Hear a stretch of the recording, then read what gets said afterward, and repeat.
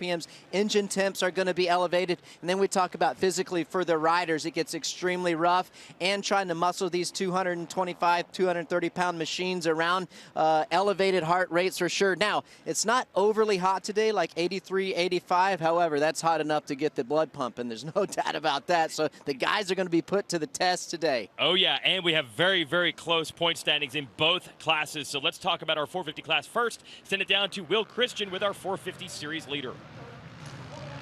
Thank you, Jason. And yeah, the red plate holder right now, Chase Sexton. Chase, you come to this track competing against a guy who you know has had a ton of success here. How do you go up against that kind of experience to get this done today? For me, just ride the best that I can. My sand riding's been really good for the last year or so, so I feel comfortable today. I had fun on the track. Obviously, I was fourth in the first practice, which isn't great, but I'm having fun, so that's all that matters. And I think if I can just go out there and ride like I know how, we'll give it our best shot. I know he's good here, but I think I have what it takes, so we'll give it our best effort. Fight and talk. Thank you, Chase. Good luck out there. And consistency, guy, has been the key to Chase Sexton's season so far.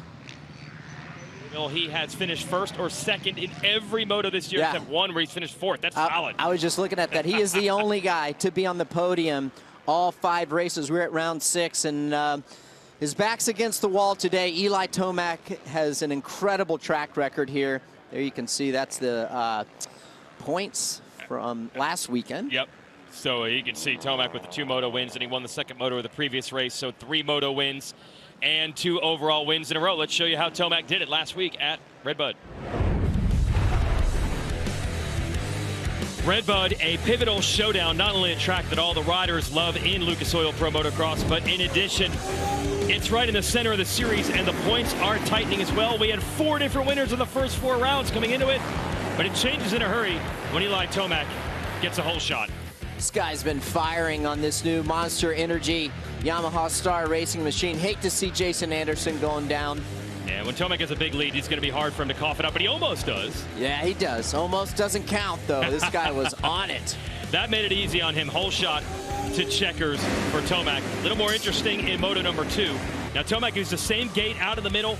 Looks like he's going to have his second whole shot, but Justin Barsha just puts it in front of him. Yeah, perfect start by the number 51 of Justin Barsha. He grabs that inside line, is able to fade out, take Tomac's line away. Little mistake by Barsha. Ken Roxon's into second and now into the lead with Tomac lurking in third. So Tomac has to get to work, and here he goes. Well, he's going for it, and this guy will not be denied. Just absolutely on fire all day long. More problems for Anderson. He goes down. He collects your series leader, Chase Sexton, with him. Sexton will get up and salvage it. Sexton had some great rides from behind, just getting caught up in other people's misfortune like we just saw. There is Tomac taking the measure of Roxon as we go in the second half of this race. Roxon would try to fight back, but Tomac just too strong. And then a big fade from the 94, and here comes Sexton. Yeah, little did we know he was sick. He came out and told everyone what his problem was and why he was ailing. That's Ken Roxon there. So Sexton would salvage a second after the crash with Anderson, but no catching Eli Tomac, who becomes your first 2-time winner in 2022, and that's 2 wins in a row. Don't look now, but the 3-time 450 national champ is catching fire. We'll see if Sexton can hold him off.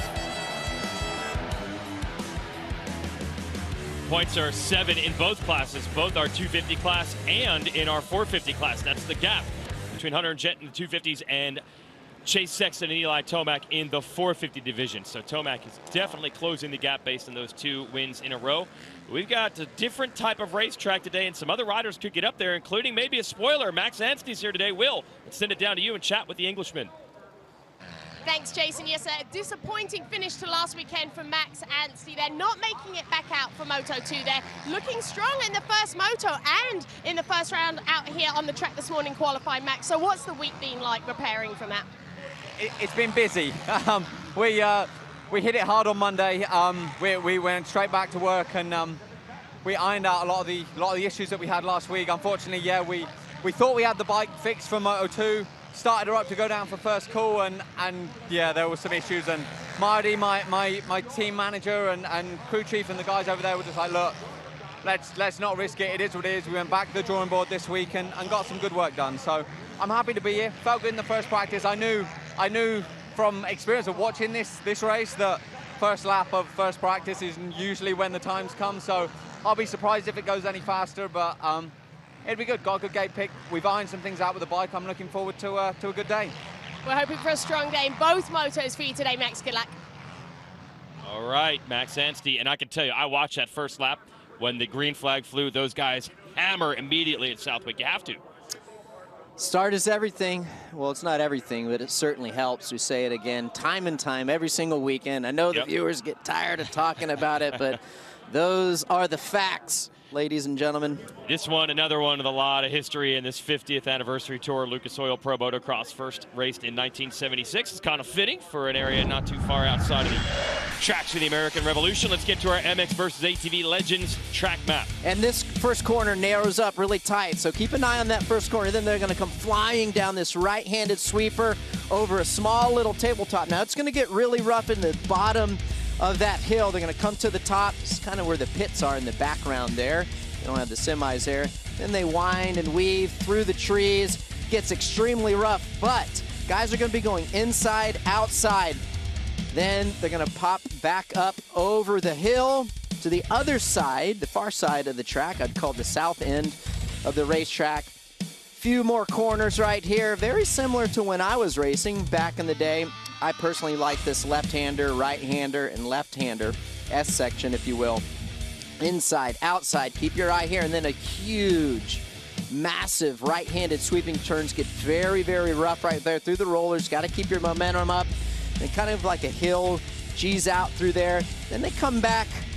They'll come down this hill, and this is a really fast straightaway section. They're going to fly over this little single jump. Another left-handed sweeper, very fast but very rough. This gets a lot of accelerating bumps, braking bumps into the corner, up over a small little tabletop into a right-handed corner. And then here's your finish line at Southwick. Kind of drops down, fades out into another left-handed sweeping left-handed turn by the start. And just a brutal track. Only the strong survive here. All season long, we're talking about the former champions of this series. These days, Cooper Webb is most known for 2 Monster Energy Supercross championships in the 450 class. But before that, his time with Yamaha in the 250s showed what was to come, as he established a reputation as one of the most mentally tough riders in the sport.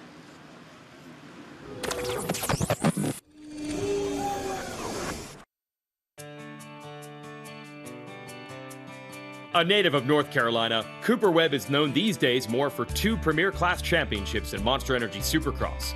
However, it was not long ago when a gritty Webb was fashioning a dominating run in 250 motocross. Feeling overlooked and underappreciated as an amateur, Webb had to scramble for opportunities early in his career. Star Yamaha principal owner Bobby Regan saw something in the kid from the Tar Heel State. What he saw was grit. And soon Star Racing began dominating the small bore class, with Cooper fitting right in, battling teammate Jeremy Martin for 250 supremacy. Then Webb had his turn in 2016. He entered the year with a broken wrist, persevered early, and when he healed up, he started winning. 10 podiums and 4 overall wins paved the way to his first pro motocross title, and he won 3 races in a row at his home track in Tennessee, and then Redbud right here in Southwick to take over the championship lead. And then when the Motocross World Championship came to his home state in Charlotte that year, Webb put on a clinic, coming from behind to steal the overall victory from world champion Jeffrey Herlings. Cooper has taken the summer off from motocross racing. We can only hope to see him return to this outdoor championship, showcasing his gritty style and never say die attitude that will help him compete for 450 titles in the future.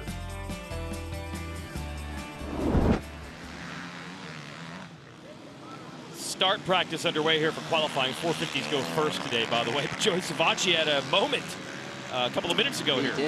He did. What happens is you're going to see on the left-hand side of your screen, here he comes coming up. Watch right there. He's going to go down. As he lets off the gas, the front end starts to dive. The weight transfers from the rear to the front of the motorcycle. Front end starts to go back and forth. Boom, hits the side of the track. Luckily, it is soft. I'm sure he is okay. He appears to be okay. And what an incredible ride Joey had last week. I mean, I go back to coming back from an ACL repair on a new machine. Yes, he has ridden for Monster Energy Kawasaki in years past. However, pretty incredible what Joey's been able to do this season. Yeah, put it on the podium in the first moto last week, and that was straight up. Ken Roxon, for example, was behind him, couldn't catch him. So maybe even a little early to deliver a podium for Joey, who couldn't even race round 1 of the series. Yeah, well, think about that. So it's a 4-month injury, and 2 months of it, I've experienced this not once but twice, had both my ACLs repaired. And you are virtually not able, depending on the severity of your ACL and if there's other damage with meniscus and cartilage and all that fun stuff, you can't really get into the cardio stuff till about 2 months in. Now that is an eternity in Lucas Oil Pro Motocross Championship when you're not able to work out and train and keep that cardio up. So he started to build back up. So it's not like those 4 months off, he was completely grinding. So that's what I'm saying. It's remarkable what he's been able to do. Come back, like I said, on a new motorcycle when he's racing guys that are mid-season form. I like having the excuse. I didn't have to go for a jog this morning like you. I got a nice built-in excuse right now. I'm riding that 2-month mark for all it's worth on the ACL recovery, but you were out grinding this morning. Yeah, I was. It was good for the mind, man. Good for the mind. I was up early. Knocked out almost 5.5 miles, and it was great. It was a little cool out there, so didn't sweat too much. It was almost like a recovery run. All right, those 2 ACL repairs you had obviously are working pretty well. Well, it's not recommended by my doctor to go out there and run, but it's the best use of my time. Okay, old habits die hard. Yeah, They do. Here is Eli Tomac. We've talked about how fast he is at this track. This is really the heart of the season for him. He's so good. Redbud here, Millville, Washougal coming up, so he's going to be putting pressure on these guys. And we're going to talk about the tire, I think, that we use at Southwick, a little different. Although, I got to say, you're starting to see the scoop tire at more of the other tracks as well. Well, and the reason I believe that is, Jason, is because a lot of these tracks are bringing in sand, trying to implement more sand, get the tracks a little bit softer, and it's all for the start. There you go. It takes out big scoops of dirt rather than a less aggressive tire. You can see right there. He took off. They tried. Did he not know I was doing a feature on the Dunlop scoop tire? I mean, come on, Eli. No. Oh, and our man Shu must have got a blast. Yeah, camera guy, man, he's just blasted himself. He's been at this for a long time, one of the best in the business, and that was a rookie mistake by our man, but getting the shots, now he's going to have sand down his back all day long before the races even start. He does. Well, look at this track right here, everybody. I mean, it is slowly starting to get, quickly starting to get rough. Take a look at it now and get a visual on it now. When we get back to these second motos, it is going to be so much rougher. And these guys are incredible athletes. Very hard to muscle these bikes around because of the sand. You know, there he is. Not worse for wear. Yeah, look at him. This guy's been at it for a long time. He's one of the best guys in the business. Love seeing him at all the races, and he knows what he's doing, that's for sure. Yep, we just did not know Eli was going to unleash that Yamaha. By the way, that's a new tire, the MX-14. They started developing the race tire a year ago at this race, and now it's available to all the riders in production form. So they think they've got improved performance on that rear Dunlop scoop this season. We watch Aaron Plessinger. And as Anstey said in an interview there, he knew, and all the riders knew, the very first lap of practice at this track was probably going to be the fastest. And they were all pedal to the metal. Yeah, Track's only going to get slower. Yeah, well, you can see right now at the bottom of the hills, we call them G-outs. And that's where you're kind of like on a roller coaster, Jason, like we were talking about, when you go to the bottom of the hill and you like compress into the seat. This is what these bikes do. When they come down to the bottom of the hill, the bike compresses, max load, max force, G-out is, like I said, what we call them. Gets very, very rough there. Your suspension is completely used up. Load on the body there too? Yeah, a lot of load on the body. Just like a roller coaster.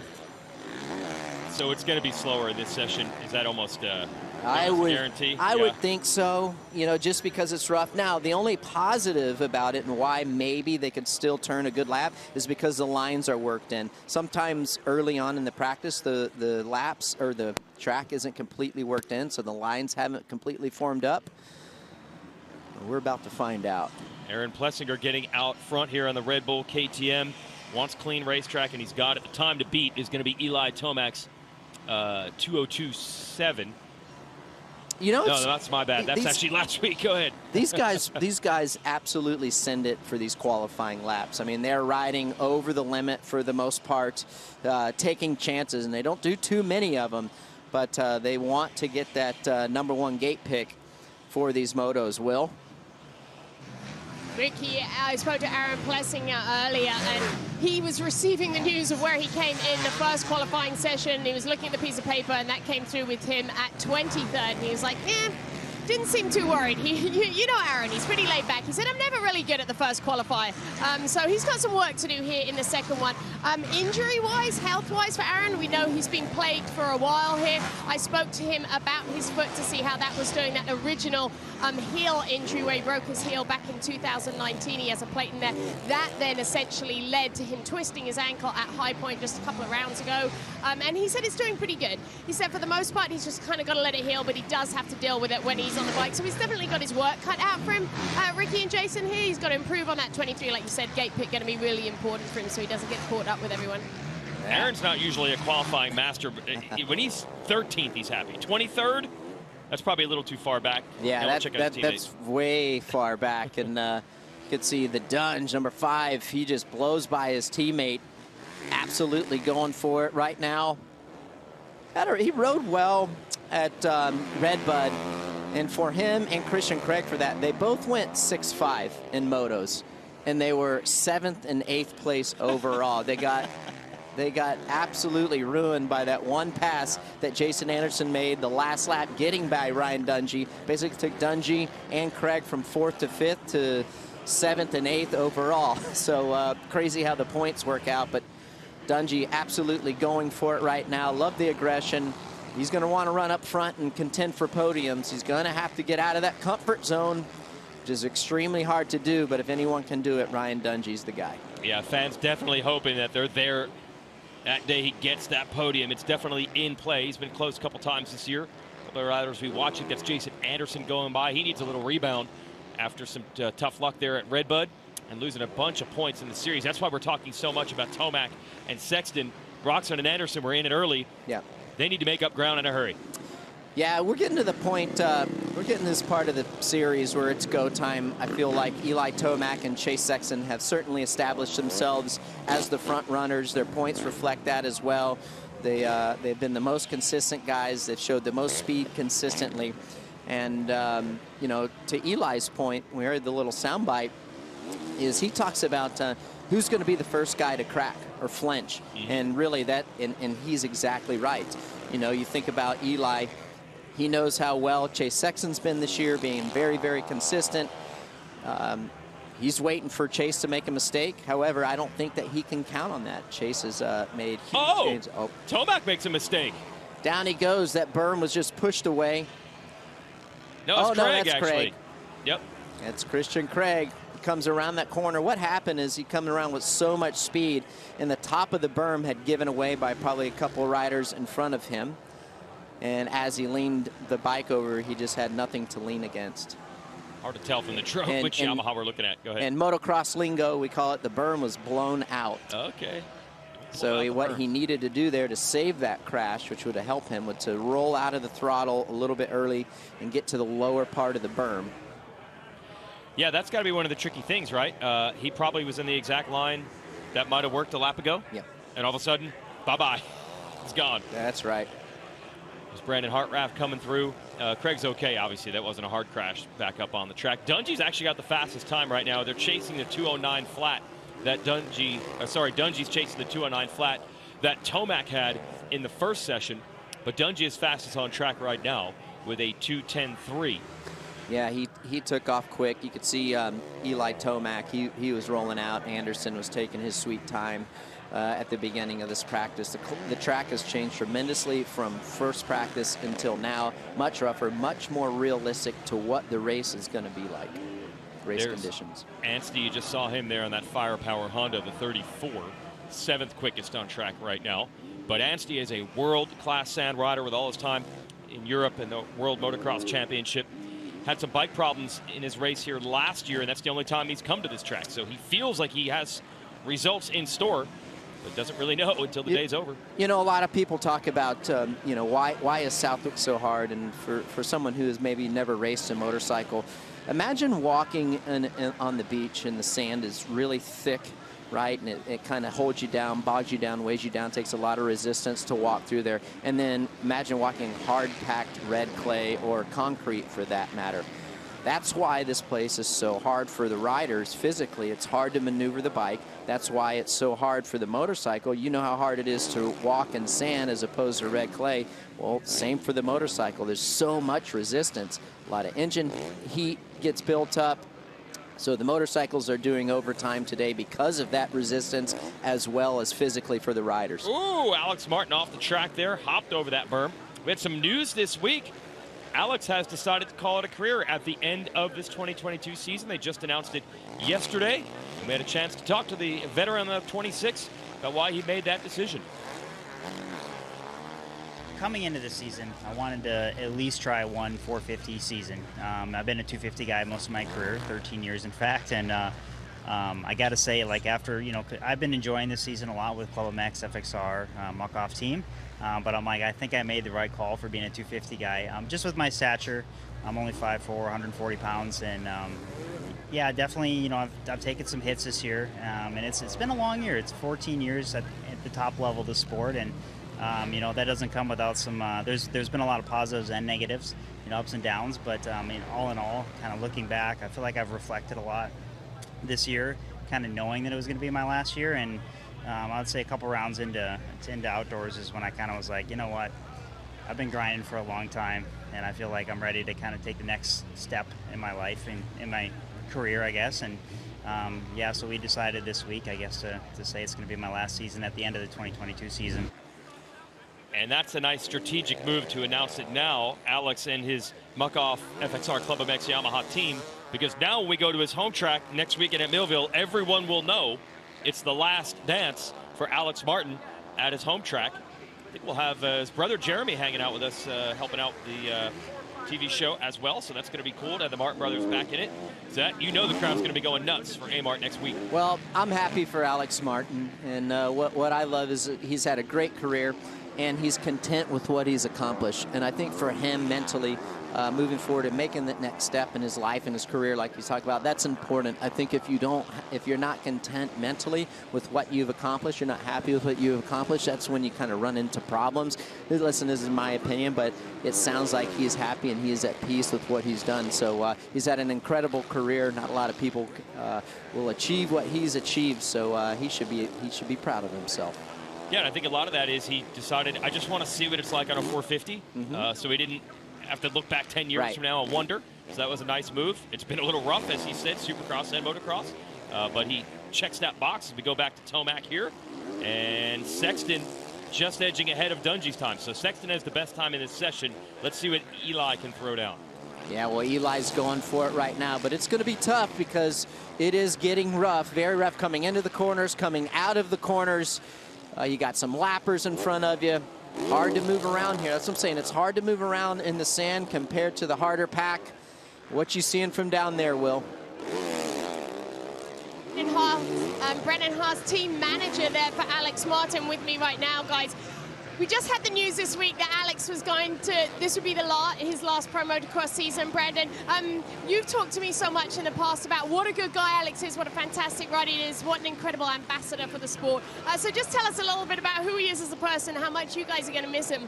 We're going to miss him deeply. I mean, I was fortunate and humbled enough to get to see him in the beginning with him and Nicoletti sharing bikes and living in campers, and the whole experience of 2010 to 13, and to take the career he started with and turn it into what he did. Like, he maybe didn't win a championship, but we treat him like a champion, and we're going to do everything we can to see if we can get him back for outdoors next year. We're not going to give up on him easy, but no, the next chapter of his life will be good.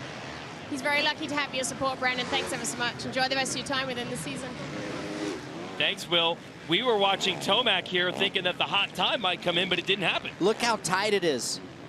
First, second, third, fourth, fifth, all running 2/10s. Only 7/10 of a second separating these guys. That is impressive. Wow. This is going to be so much fun later on come race time, and I tell you why. What I love about this racetrack is it puts all of these guys to the test physically. Which one of these guys are in the best shape? Which one of those guys aren't going to surrender because their body is put to the max physically?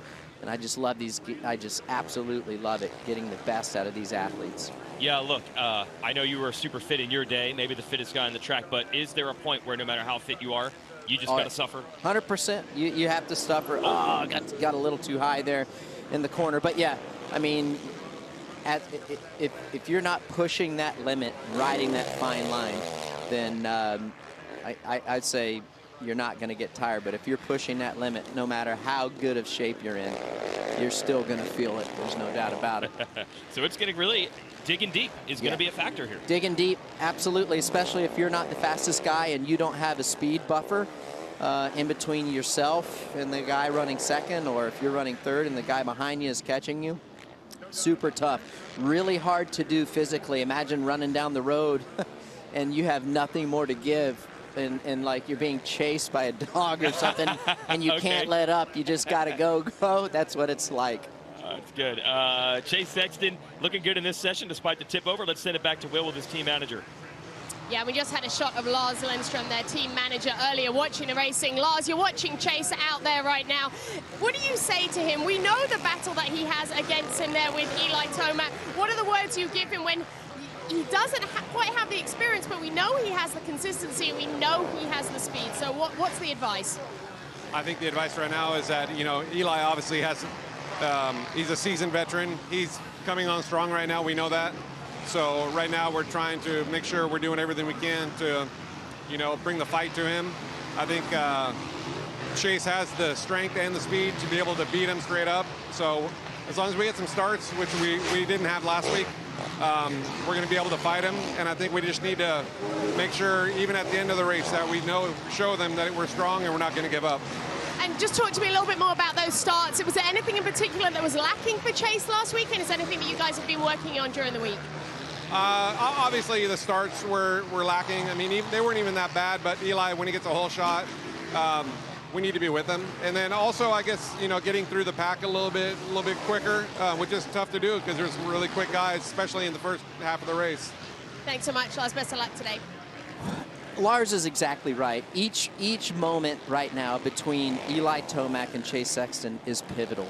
And I love what Lars says. Lars says that he needs to be here at the end, regardless of how much experience and the veteran rider that Eli Tomac is.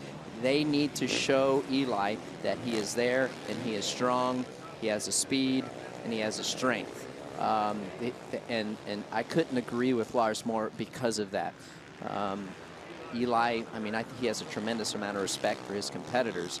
But at the end of the day, if Chase is able to go and match what Eli is doing, it's going to be tough for Eli. You know, it's going to be like, man, I thought I would probably wear him down, but I wasn't. Not that saying he's sleeping on Chase Sexton's skills, but it might be lingering in the background. Well, yeah, there's so much chatter coming into this race about how strong Tomac has been in this track in the past, how well he's riding the last couple weeks. Sexton doesn't have that kind of record there. It almost seems like the narrative is already out there that this is Eli's weekend. So if you're Sexton, you want to say, no, I'm not handing you this. And that's even more importantly, to your point, Jason, is that's why Chase needs to rise to the occasion. And this is what champions do. You know, Chase doesn't have a whole lot of history and stats in the 450, so we can't really run off it, but he is, there you go. There's Bobby Reagan, team owner of Monster Energy, Yamaha Star Racing. Guy's one of the best recruiters in the nation, right? Yeah. College football. Great guy. Style. Loves racing. Saw him on the airplane ride up to Redbud last weekend, and he was watching times during the combine race, the first moto combine. Oh, he was glued to it. The amateurs. He loves it.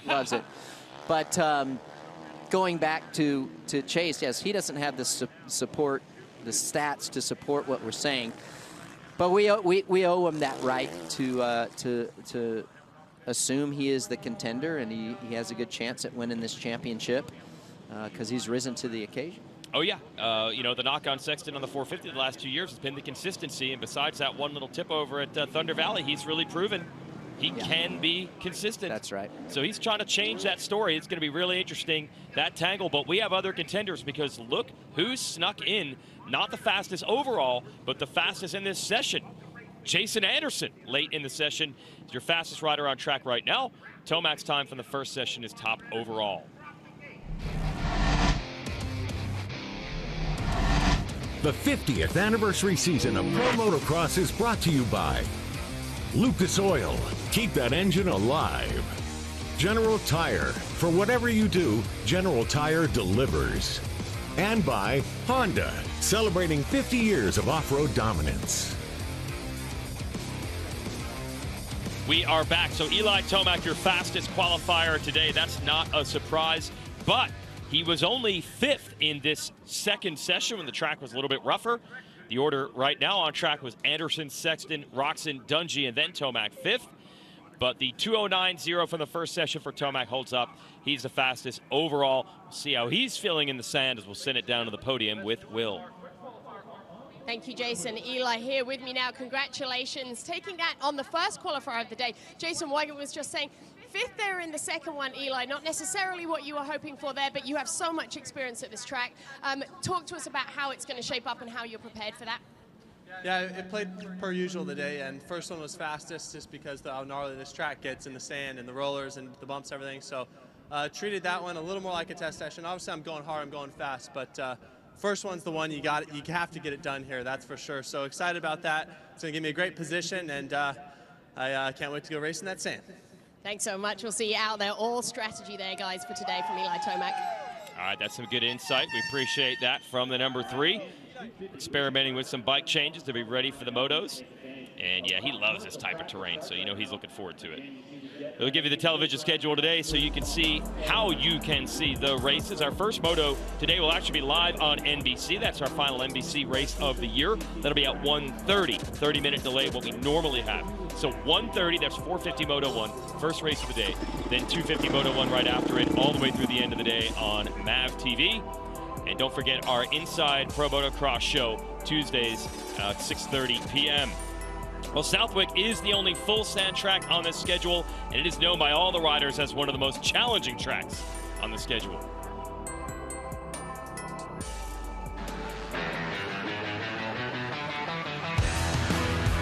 Ooh, the most challenging part of racing Southwick, I would say, is probably like the last 10 minutes of the second moto, when your tongue is just in your spokes, you have no more to give, and yet you have to continue to give. And that's one of the amazingly brutal things about outdoors, and reasons why I think people show up, because, man, those last 10 minutes, I don't care how fit you are, it's tough, and there is some pain involved.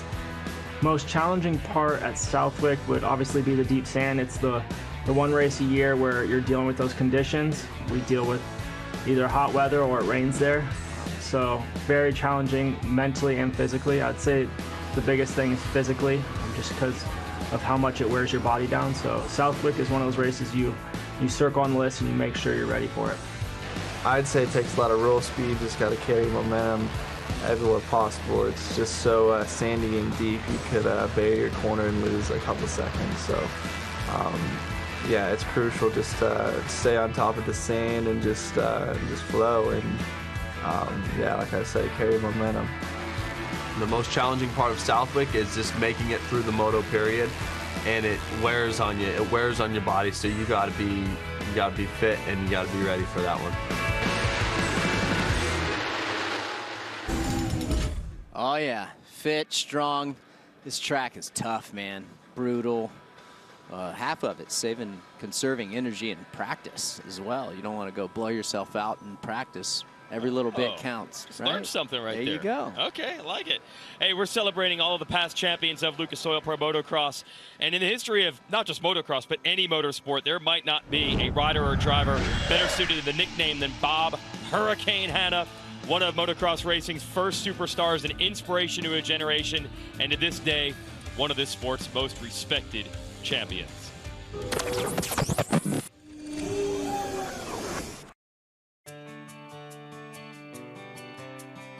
The first thing you have to know about Bob Hanna is that he hated to lose.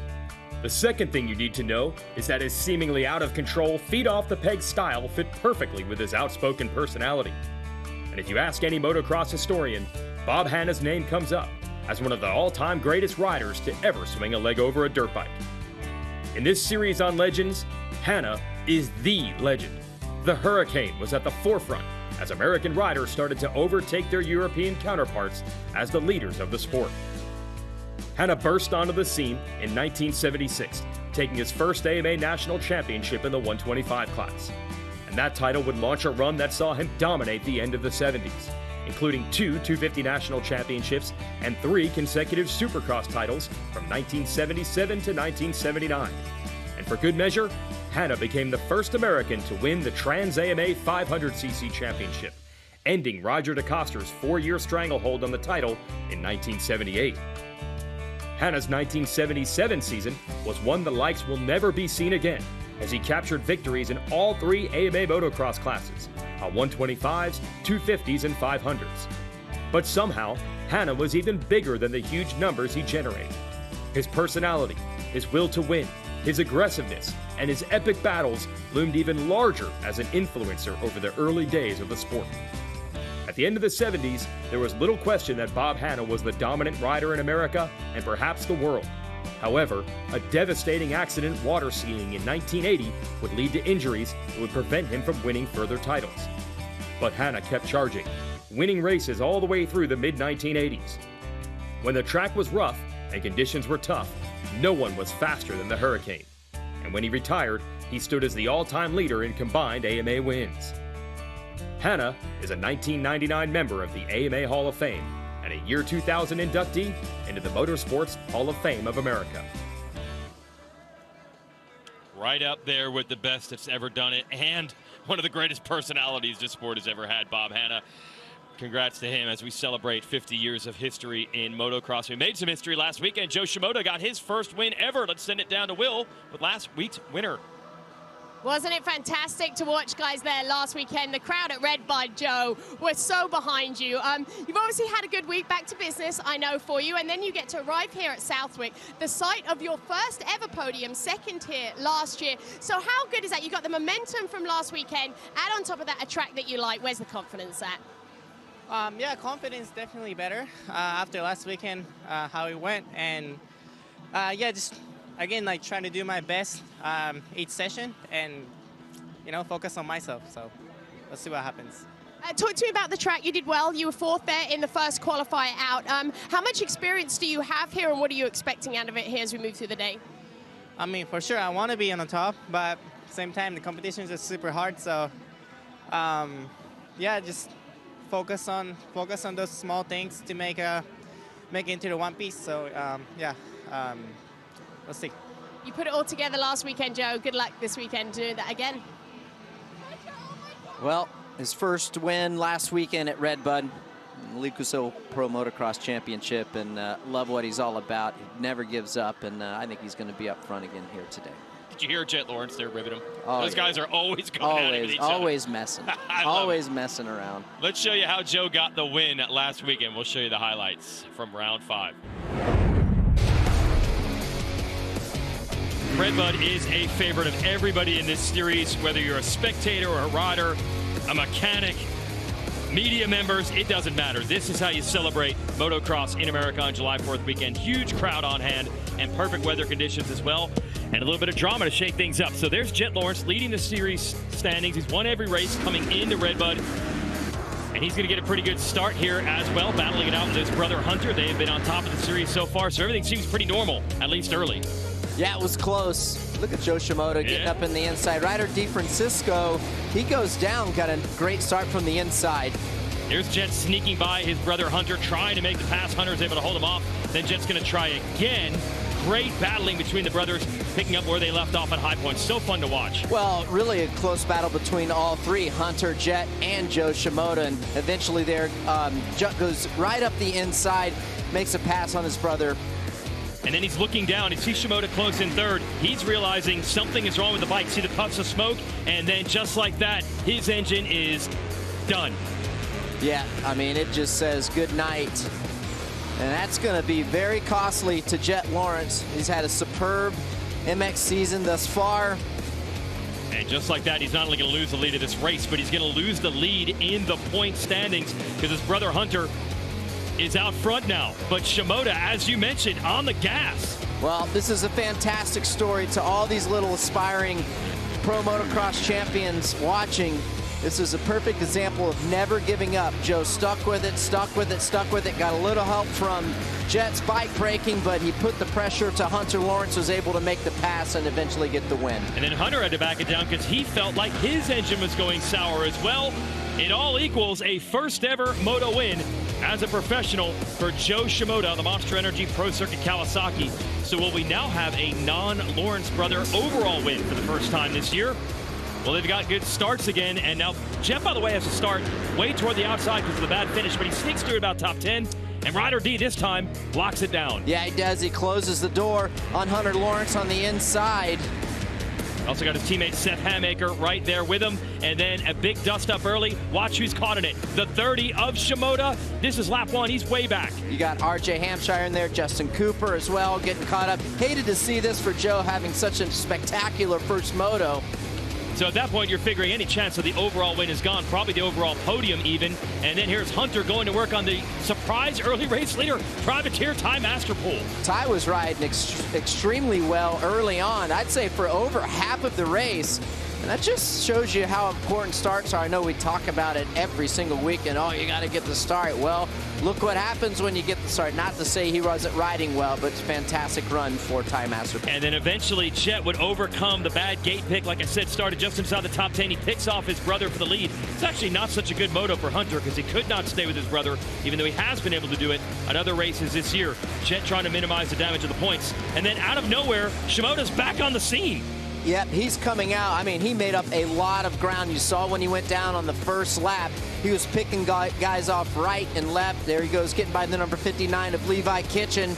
Kitchen very talented on the motorcycle as well. He can do great things.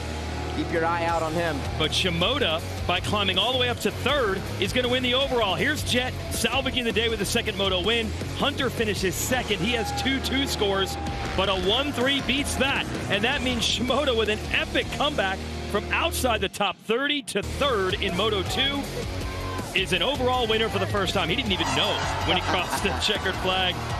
And he had I Heart USA written on his stomach as well. So these fans support that effort. And also shout out to Styles Robertson, third overall on the day.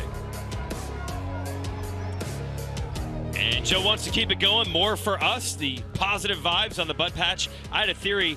You probably experienced this a time or two. They have pizza party usually at Pro Circuit when a guy gets a win. Yeah, that's right. Yep. The next day later, or on Monday at the shop, Mitch will order everyone from the race team pizza, free pizza. So, yep, got some free pizza at that Monster Energy Pro Circuit Kawasaki team.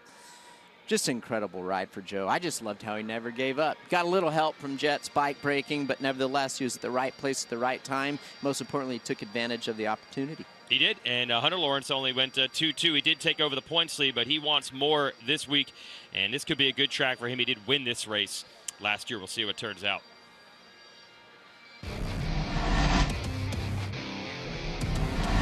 The 50th anniversary season of Pro Motocross is brought to you by Geico. 15 minutes could save you 15% or more on motorcycle insurance.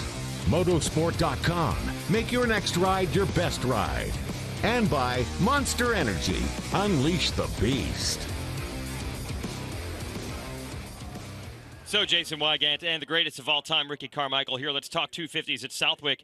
A couple different ways to slice this. Hunter Lawrence takes the points lead, but he admitted he was not happy with his riding last week. Jet beat him by a long shot in the second moto. But Hunter won this race last year, so this can go a variety of ways. Well, it can. I think it's an opportunity for both Jet and Hunter here at Southwick. If you're Hunter, you're coming off a win last year, so you have a little extra motivation, a little extra confidence. However, if you're Jet Lawrence, you're fired up about the loss of points last year from the bike malfunction. So you got that going. Now, if you're Hunter or Jeff, now is a great time to use guys like Joe Shimoda to get in there and separate each other. So if you're Hunter and Joe Shimoda's in front of you, you want to get by him to put someone in between him and his brother. Now, if you're Jet, same type situation. You want to get someone in between you and your brother Hunter. So an opportunity for both. Nevertheless, it's exciting. Puts a little pressure on Jet. Jet's got to go out there, start winning, and try to build up that points gap. But this is a great opportunity for Hunter to maintain that points lead. Yeah, so they want to get some talent in between them. And where does all this talent come from? Well, there was a new concept that started last year, the Scouting Moto Combine. We held the first 2022 edition of that for amateurs last week at Redbud. All right, we're here at Redbud at the MX Sports Moto Scouting Combine presented by U.S. Air Force. It's not like the amateur races where you get to, you do a moto and then maybe 2 hours later, 3 hours later, you do your next one. You do your moto here, you literally have 45 minutes to eat, prep, get ready, get your body recovered, get hydrated. They're elite kids, and whether they're on the factory teams or not, you got 24 kids that are really amongst the very best amateurs in the country. So genuinely, I think all the teams were loaded with a lot of talent, and so it's a little more even. Although Hayden Deegan kind of beat up on everybody a little bit and made it not so even, but that's racing. There's a lot of hype on Hayden Deegan, the son of Brian Deegan, former racer out here and an X Games medalist and has done a ton in motorsports. That was not hype last weekend. That was legit speed and results for Hayden. Yeah, he was certainly going for it. And, if you're Hayden Deegan, I mean, he's surrounded by great guys like Justin Cooper, Christian Craig, the whole Monster Energy Yamaha Star Racing crew being able to ride at their facility. So that is a massive help. There's no doubt about that. But those other guys in that field, they had a lot to learn as well. A great opportunity for all the riders involved in the Combine, learning from legends like Chad Reed, Michael Byrne, Brock Glover for that matter. I mean, it's a great opportunity, something that they will learn from and be able to take with them as they jump to Lucas Oil Pro Motocross Championship. A lot of those guys going next year. So I think it's a fantastic idea for the sport in general. Anytime you can learn from some of the greats and be able to use that to your benefit, and also from a safety standpoint, huge. I'm all for it. Yeah, and cool for the fans to get a chance to see these kids that they generally hear about, to have them race the same weekend as the pros. We'll have more of that at Indiana, the Ironman National, and then the final round of the season at Fox Raceway. We'll have 2 more Moto Scouting Combines. So if you're planning on going to those races, make sure you're there on Friday afternoon to watch the kids battle it out as we get ready for our final qualifying session in the 250 division. There is Shimoda, last week's winner, and we saw in the 450s that the track was a little bit quicker in the first session. Not as big a gap as I expected, only about a half second, but the time they're shooting for in that first session, it might be tough to knock that off. Yeah, track gets so much rougher. I think at this point, yeah, it's going to be really hard to beat what they turned in their first practice session, for sure. So Shimoda rolling, a couple other guys to talk about. By the way, how jarring is it to see that black #1 background on Jet's bike? It's been red all year. Yeah, it has, and it's funny to see that. I personally like the black background a little bit better than the red background on the Honda per se, but gonna be interesting, man. If you're, like I said, if you're Hunter Lawrence, you have to have some more confidence. Even though you didn't ride great last weekend, while you still got the red plate, you still have to have confidence. It's nice coming to racetracks knowing that you have a great chance to win, and coming off a win here the previous year. Will? Ricky, Jason, I just want to share a funny little story there that I heard down on the start line from Hunter Lawrence. You were talking there about the black background there on Jet Lawrence's plate. Well, Hunter said they were looking at their gear that they'd be wearing for this weekend, and Jet was clearly stoked on how his looked. He was happy with it, and he said, asked Hunter what he thought. Hunter turned around and said, yeah, it goes really nicely with that black background there on the plate. Oh. So taking a good jab at him there. I mean, these guys, these brothers, how well they get on there. So it's all in jest, no doubt, but they're entertaining, that's for sure. Yeah, that's another thing, and Shimoda's part of that too. They're ribbing each other non-stop, even though they're fighting for a very serious championship, and here's where it all came undone for Jet. Yeah, you can see he's pointing down, blue smoke coming out of the overflow tube on the bottom, out of the exhaust. Certainly don't want to see that happening. He kept his composure, though. I would assume he maybe been in that situation to bounce back in Moto 2, shrug that off. And it's never fun. I can tell you this much, is we rely on the motorcycles, and we let the team down more often than the machine lets us down. Mm-hmm. So, yeah, I hate to see that for anybody, but these are motorcycles, and anything can happen. There's a lot of moving parts in those engines, as we know, and things happen. Looks like qualifying's underway. This is what Jet usually does. He lets most of the field go and then wait till he has open racetrack. He was the fastest in the first session with a 2:09.1. And look who's left. The top two riders of the series. Letting everybody go and getting some clean real estate. There goes Jet. Hunter's still there on the 96. Fun to watch him dissect this track. We talk about it all the time with Jet. You would think he's 18 years old. He's just reckless, wide open, but he's pretty smart out there. Watching him hop his way around this track in the first session, you'll see it here in session 2. It's pretty fun. Hunter is waiting his sweet time. Very creative riders. This whole generation is very creative on the motorcycles and on the tracks, what they're able to do, hopping around, jumping around, where say my generation or generation after mine kind of blow through stuff and let the bike just pile drive through all these bumps, or these guys kind of hop around and dance around on the track. It's a lot of fun to watch. I surely appreciate it because it's so hard to do that. In my day, I would feel like, man, it'd be hard to turn a fast lap by doing that because you have to let off and time things, but that's really not the case, and I surely appreciate their craft. Yeah, talking to Doug Henry, one of the legends of Southwick and a former champion in this class last night, he said, yeah, when I raced, it was just hit everything as hard as you could, and I look back, he said he won't even watch videos of himself now. He'll maybe look at photos, but he's so embarrassed with where his technique was or really wasn't compared to today's guys. And you see, like, you felt like you were on the edge, which, heck, you were. Heck, I was on the edge, you know, but it's just like, then I look at the video, to Doug's point, and it's like, man, it's embarrassing. Look how slow we're going. Okay. But it's not about us. It's about these guys. Right. I hate talking about, like, well, in my day, this. Well, you're only taking digs at yourself, so we're taking a little edge off. For sure. I ain't scared to throw shade at myself. There that's you for go. sure.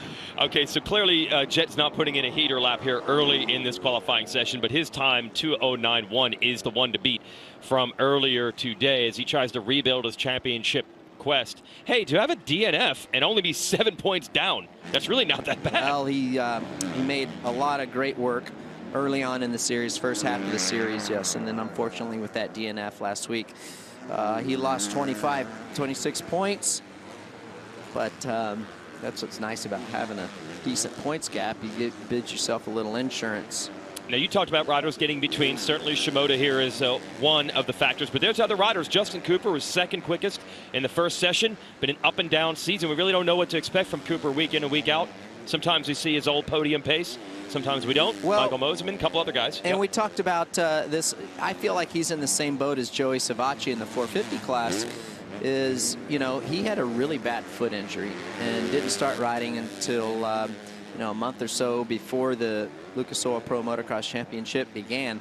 That's not a lot of time. When you think about that foot injury, I mean, how much you rely on your foot and the vulnerability of your foot and where it's at. It's really close to the ground. You can snag it. You can dab your foot on the ground, smack it on the ground, and re-injure that thing. So I feel like there's a subconscious part of him that, you know, he's riding maybe not 100%, and he's being a little more cautious than what he rather would, which is totally understandable.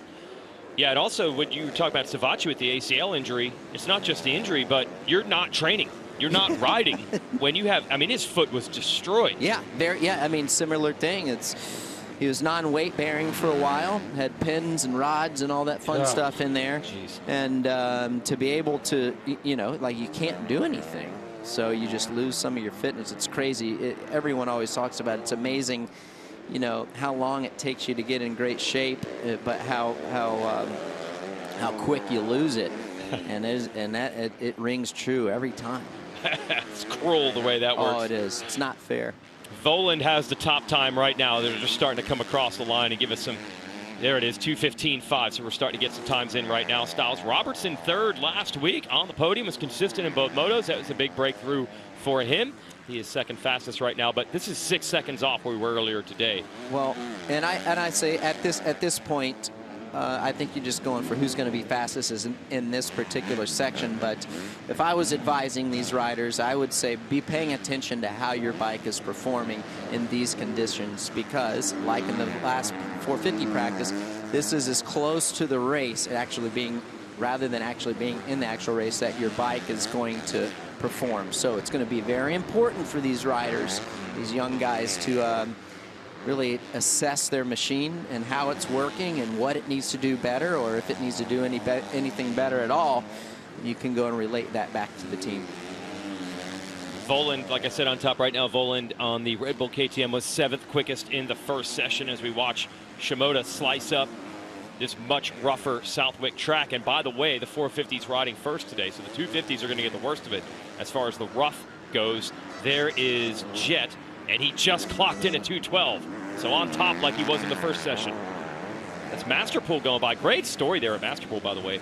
He's battling for a podium last week on a full privateer ride. There he is. 6th overall, put in a pair of 8s.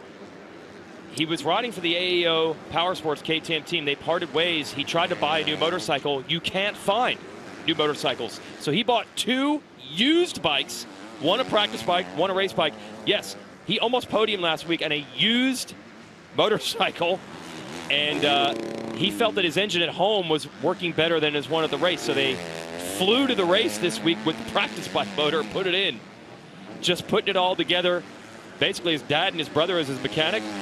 No graphics on the bike. He had a graphics company reach out, his dad told him, and they said, well, we don't even know what we put on there, so don't worry about it. What a story with Ty. Yeah, incredible story. He got a great start and capitalized on his start, rode well, run up front, nearly over half the moto. He is 10th quickest right now, but he's putting in a heater, so we'll see if he can move a little bit further forward. Ty said he threw up between the motos last week with that because he inhaled so much sand. Have you had that situation? I mean, here you're going to be eating a ton. Yeah, luckily I haven't. Sand didn't make me nauseous, and I didn't throw up because of it. But you swallowed some, I'm sure. I have inhaled my fair share of sand here at Southwick throughout the years. Yeah, so he might be dealing with that again here today. He is hauling right now. He's going for it. He's got 2 more corners. Now this section right here gets so rough. Look at all these bumps. There's basically no smooth shot through that long straightaway right there at all. And it's going to continue to get rougher and rougher, more physically demanding. What's he going to clock right here? Yeah, he was 10th. Let's see if he moves up. Oh, he does. He does. 6th quickest. So Ty making look like last week's no fluke. He's had great performances at Redbud before. Let's see if he can carry it to Southwick. We see Hunter Lawrence come across. He clocks in 2nd fastest. But look at this gap. Almost 2.5 seconds between Jet Lawrence and everyone else. There he is. Wow, that was nice. Getting after it, so smooth. Love watching Jet race or ride. The line choice that he takes. Very light on the bike, hopping around, very crafty. I want to ask you about Shimoda. Told me Shimoda was fast at qualifying last week, and that's normally not good. Qualifying is not Joe's strength. I asked him why. He said, I send it too much. I bury it too much. I almost wash the front. Yeah. So talk about almost slowing down a little bit. Yep, so what happens is, like right there, Jet goes into the corner, and he didn't get stopped in time. So when you come into the corner too much, you bury your bike into the corner, right? You get high, you get deep into that sand, and when you do that, it slows the bike down. It kind of robs your speed away. Like, you know, I go back to walking on the sand. If you walk in the deep sand, you get closer to where the water is, and the sand is a little more packed down. You're kind of like on top of the sand, and you're not sinking down. It doesn't rob your speed away from trying to walk fast. Very similar to on a motorcycle. If you're going through a corner and you just really sink into that sand, you don't stay light on the motorcycle, it robs your speed away. Yeah, so the temptation is just go harder. Oh, yeah, you want to, and it's inviting. You see these big old fluffy sand berms, you're like, oh, I just want to hit this thing so fast. And when you do, most of the time it doesn't work out. Beta drone cam showing us this section here, super rough. And John Dowd, one of the legends of this track, who helps build the track now, purposely put in some extra rollers in that speedway to make it extra rough. Knowing Dowdy, he probably doesn't want to touch this track the rest of the day. Oh, yeah. Let it continue to get old Southwick style, rougher and rougher and rougher, to where you just kind of, you know, tiptoeing around there. and only the strong survive. So going to be interesting to see how much track work they do to it. Now, they'll make it safe in areas, which I totally agree with, but I feel like in a lot of areas you need to keep this track rough, and this is what it's known for. Shimoda, oh, now Cooper checking in. Shimoda was second, but Cooper up to second on the board. He was second in the first session as well. Hunter Lawrence fourth quickest, Volan fifth. 3.5 minutes to go. There is Cooper. He likes this track, did ride this track a bit when he was growing up because he's a New York native. So we'll see if he can get back to that typical podium real estate today in the Monster Star Yamaha. Go back to Jet, who has the time. Man, he just lowered his time. So they finally got into the 212s, and he went into the 211s. Well, he did. And if you think about it, too, he got caught up, made that mistake, and still turned. That's right. Still turned in a quick lap. Well, he did that for us. We were talking about slamming these berms, and he very nicely timed that to show us what we meant. Thanks, Jet. Look at him just hopping around, staying really light on the motorcycle, not pushing the motorcycle into those deep sand berms, keeping that momentum up, trying to roll through there with the least amount of resistance as possible. He buried it there, just a tad. Look at, I like what Joe's doing now. He's going to try to catch a toe from Jet Lawrence, which is very it's really insightful right now. So he's able to get a judge on what Jet is doing. Jet's on a fast lap, so he's not really, I wouldn't say he's altering his line so Joe doesn't see, but Joe will be able to learn from Jet right here and apply that to the motos. It's the ETS Racing Fuels drone cam. Yeah, we get to see how it works. Great view right here on the drone cam, seeing the different lines. You can see Jet just slowly inching away. This might be the roughest section here as they come down here. I'm going to tell you, Jason, this part right here is so brutal. You can see all those braking bumps. Look at the gap. Wow. That Jet has put on Joe. Just Joe surrenders. It's going to be interesting to see. Yeah, he wanted to learn from him, but he couldn't even keep close. No, and the times reflect it. Jet is 0.6 quicker than anyone else. Yep. Cooper second. A little quicker that lap. Jeez. Almost into the 210s. So he did lose a bunch of points last week, but he also dominated Moto 2. He was fastest in Session 1. He's fastest by almost a second and a half here in Session 2. So vengeance on the mind for your former series points leader and your defending champ. So watch Shimoda go back at it with this Southwick track. Well, you talk about bike preservation and how demanding this track is, not only physically but mechanically for these motorcycles. And it's nice if you're a guy like Jet Lawrence or some of these riders, if they're able to get a big lead, then they can kind of ease off the throttle just a little bit, not completely hammer it, and save that engine, you know, to make it withstand the whole moto. Keep the engine heat down to a minimal. All those little things add up. Yeah, especially on this track, man. It's going to put a load on these bikes. It is. Times are shuffling. Nick Romano, one of the rookies, moving up to the third fastest. There you go. Love seeing the rookies get up there and mix it up. Always waiting to see their true potential and when they're going to basically come out of their shell and make that next step. It's Michael Bozeman, who led a lot of laps here the first moto a year ago, but only 9th quickest on track right now. It looks like they're doing some adjustments. He's on the Chorley Designs Red Bull Gas. So continue to watch Shimoda circulate here. Time has expired, so I don't know if anyone's going to have an answer for Jet in qualifying today. Joe's going for it, but he needed to make up a lot of time. Giving these guys something to think about when they go back to the truck when Jet's putting this kind of time on them? Yeah, I think if you're Joe, having that chance to follow Jet for half the track, you kind of have an idea of where you need to go faster. And if you weren't able to go his speed because of your bike, well, you go to make that adjustment. You tell your suspension technicians, engine technicians, whatever it might be, tell them like, hey, this is what I need to be able to keep pace with Jet. And if you can't, just because Jet is going too fast, well, there's nothing wrong with that. Just go out there and do your best as you always do. Okay, so there's Jet. Checkered flag will be out now as qualifying has expired. What we call the Wick 338. although most fans just call it Southwick. That's the name of the town here. And there is the checkers. And I seriously doubt that anyone is going to knock Jet Lawrence's 2:11.0 off the top of the charts. Times are shuffling behind that. Hampshire with a late run up to third. You know, he's a sand specialist coming out of Florida on the Rockstar Husqvarna. But boy, has Jet Lawrence made a statement this morning. Fastest in both sessions by a big gap, almost a second and a half over anyone here in the very rough session number 2.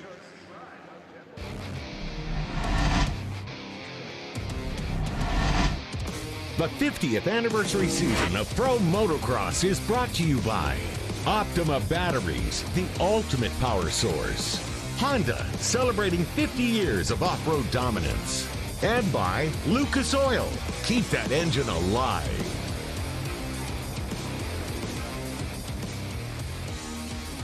So that's it for qualifying in our seeded 250 division. There's a couple poor souls in the B group of 250s that are going to have to go out on a track that's even rougher now for their final qualifying session of the day. It's just one of the things at Southwick, how much this track changes as the day goes on.